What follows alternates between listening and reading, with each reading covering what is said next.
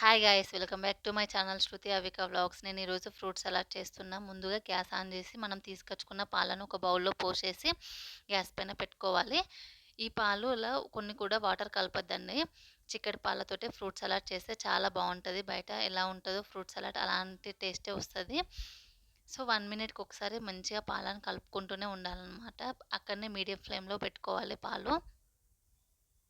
మీగడ కట్టకుండా పాలను అలా కలుపుతూనే ఉండాలి. అలా ఒక 15-20 మినిట్స్ పాలు మంచిగా మరిగేదాకా ఉంచుకోవాలి. సో, తర్వాత దాన్ని కొంచెం మీడియం ఫ్లేమ్‌లో పెట్టేసి చాలా చిన్నగా పెట్టేసి దాని పక్కనే ఒక పచ్చి పాలు తీసుకున్నానన్నమాట. ఒక చిన్న బౌల్‌లో. ఆ పచ్చి పాలలోనే మనం తీసుకొచ్చుకున్న వెనిలా కస్టర్డ్ పౌడర్‌ని ఒక 2 టేబుల్ స్పూన్స్ వేసుకోవాలి.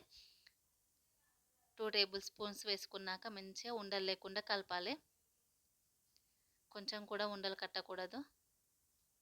చూడండి నేను చూపించిన విధంగా ఇలా ఈ కంటెస్టెంట్‌లో కలుపుకోవాలనమాట. ఉండలు లేకుండా. సో, ఇది మెల్లమెల్లగా పాలల్లో పోసుకుంటూ కలుపుకోవాలి. సో, ఇది పాలల్లో పోసి కలుపుకున్నాక దీన్ని కొంచెం చిన్నగా పెట్టేసి గ్యాసు అక్కడనే ఉండేసి ఇంకా మెల్లగా కలుపుకుంటూనే ఉండాలి. ఒక 5-10 మినిట్స్. మధ్యలో చూసుకోవాలి థిక్‌నెస్ వస్తుందా లేదా? చూడండి నేను మధ్యలో చెక్ చేస్తున్నా. సో, కొంచెం చిక్కబడుతుంది అనే టైంలో స్టవ్ ఆఫ్ చేసుకోవాలి.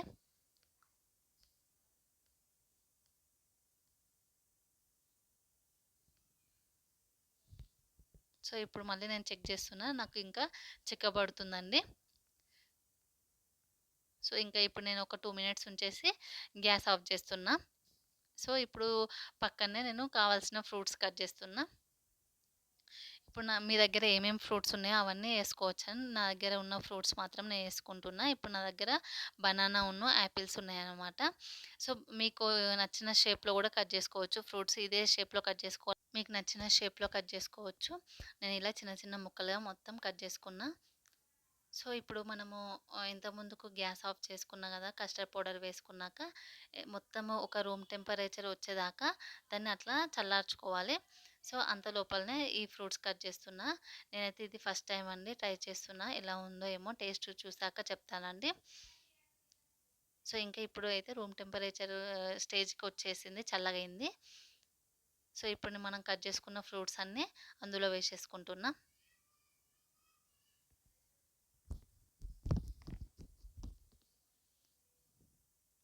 సో, యాపిల్స్ వేసుకున్నా.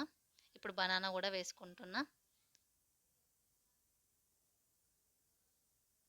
ఇప్పుడు మంచిగా దాన్ని ఫ్రూట్స్ వేశాక మంచిగా కలుపుకోవాలి.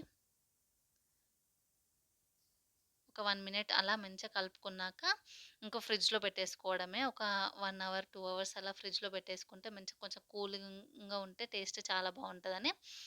చూడండి ఇలా మీకు చూపిస్తున్నా. సో, నేను ఫ్రిడ్జ్‌లో పెట్టేసుకున్నా. టేస్ట్ ఎలా ఉందో చెప్తానండి. నేనైతే జెన్యూన్‌గా రివ్యూ ఇస్తున్నా. సో, బావుంటే బావుందని లేకపోతే లేదండి. సో, ఫస్ట్ అలా పెట్టుకునే ఎక్స్‌ప్రెషన్ ఏంటి అంటే, అసలు నేనేనా ఇంత చేశాను, బయటలానే ఉంది టేస్ట్ అని. చాలా వచ్చింది. సేమ్ బయటలాగానే వచ్చింది టేస్ట్ గూడా. అన్నీ పర్ఫెక్ట్‌గా సరిపోయింది. మీరు గూడా ఒకసారి ట్రై చేయండి ఈ విధంగా. చాలా అంటే చాలా టేస్టీగుంది. సో, బయటలాగానే ఉంది. నేనైతే మా చెల్లెనైతే కెమెరా ఆఫ్ చేయమన్నా. తను మాత్రం సైడ్ నుంచే తీసింది. నేను చూడండి కెమెరా ఆఫ్ ఉంది అనుకోని ఇలా తినేస్తున్నాను గబగబా. చాలా అంటే రియల్‌గా చెప్తున్నా చాలా బావుంది. Bye friends.